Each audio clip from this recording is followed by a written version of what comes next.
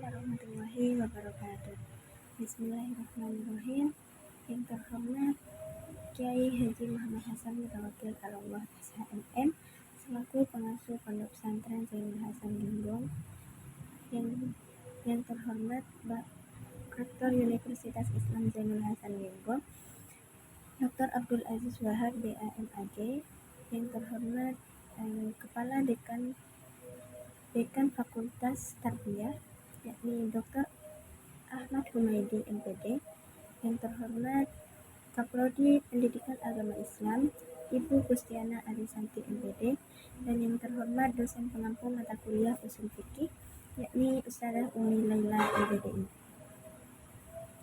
Pada kesempatan ini saya Komariatul Badriyah akan menjelaskan hukum wad'i berdasarkan peta imajinasi yang telah saya buat.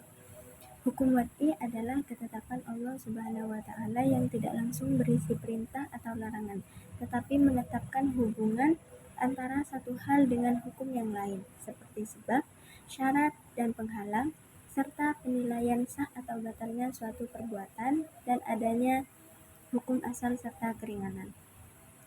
Di tengah peta imajinasi terdapat konsep utama, yaitu hukum wad'i yang kemudian bercabang menjadi beberapa bagian penting. Cabang pertama yaitu sebab. Sebab adalah sesuatu yang menyebabkan berlakunya suatu hukum. Jika sebab itu ada, maka hukum berlaku, dan jika sebab itu tidak ada, maka hukum juga tidak berlaku. Contohnya adalah terbenamnya matahari yang menjadi sebab wajibnya sholat maghrib, dan kepemilikan harta yang mencapai nisab menjadi sebab wajibnya zakat. Cabang kedua adalah syarat. Syarat adalah sesuatu yang harus ada agar suatu perbuatan dianggap sah, namun syarat bukan bagian dari perbuatan itu sendiri. Contohnya adalah wudhu sebagai syarat sahnya sholat dan balil sebagai syarat seseorang dikenai hukuman taklif.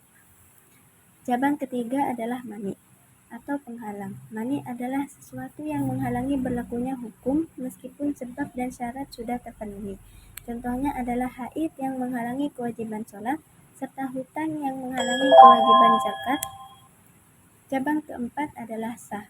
Sah berarti suatu perbuatan telah memenuhi rukun dan syarat sesuai dengan ketentuan syariat, sehingga perbuatan tersebut dianggap berlaku.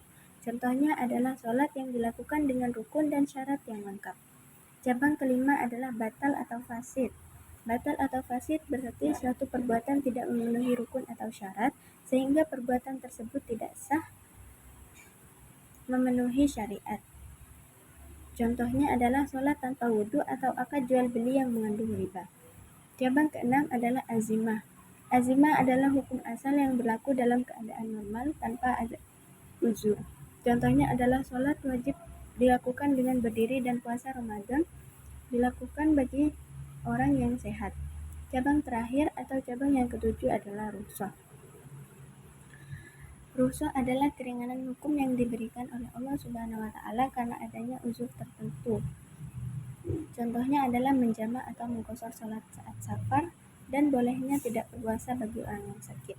Dengan memahami hukum wad'i melalui peta imajinasi ini, kita dapat melihat bahwa syariat Islam sangat teratur, logis, dan penuh kemudahan, karena setiap hukum memiliki sebab, syarat, dan pertimbangannya masing-masing.